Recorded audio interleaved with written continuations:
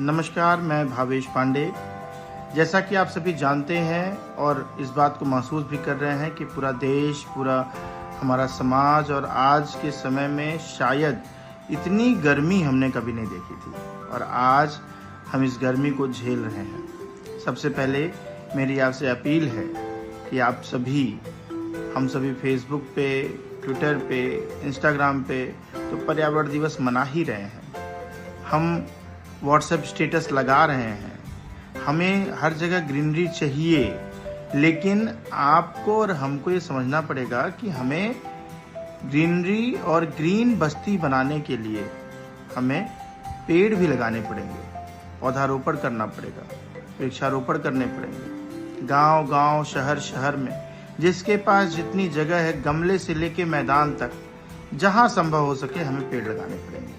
तो सबसे पहले तो इस इतनी भीषण गर्मी में आप सभी से मैं निवेदन करूंगा कि हम सभी वृक्षारोपण पर ध्यान दें और सबसे ज़्यादा उससे ज़रूरी है कि वृक्षों के संरक्षण पे ध्यान दें। आगे मैं आपसे बात करने आया हूं कि आप सभी जानते हैं कि प्रधानमंत्री श्री नरेंद्र मोदी जी की महत्वाकांक्षी एक मिशन है जिसका नाम है स्वच्छ भारत मिशन। ये कितना बड़ा मिशन है आप ये जानिए कि इसके लिए महात्मा गांधी जी ने कितना प्रयास किया और फिर हमारे प्रधानमंत्री श्री नरेंद्र मोदी जी ने इतना प्रयास किया और आज उसका परिणाम दिख रहा है कि लोग जागरूक हो रहे हैं। लोग इस बात को समझ रहे हैं कि स्वच्छता से ही स्वस्थ शरीर का निर्माण हो सकता है। अगर समाज स्वस्थ होगा और आप ये चाहते हैं कि समाज स्वस्थ हो तो उसके लिए स्वच्छता बहुत ही आवश्यक है।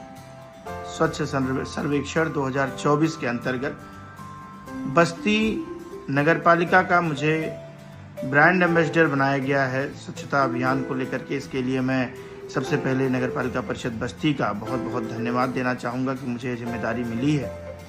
लेकिन इसके साथ साथ हमको यह ध्यान देना होगा कि गीला कचरा, सूखा कचरा अलग अलग करना, कैसे प्लास्टिक वेस्ट को कम से कम करना, हम अपना झोला साथ लेकर जाएं, अपने आसपास गंदगी होने से बचाएं।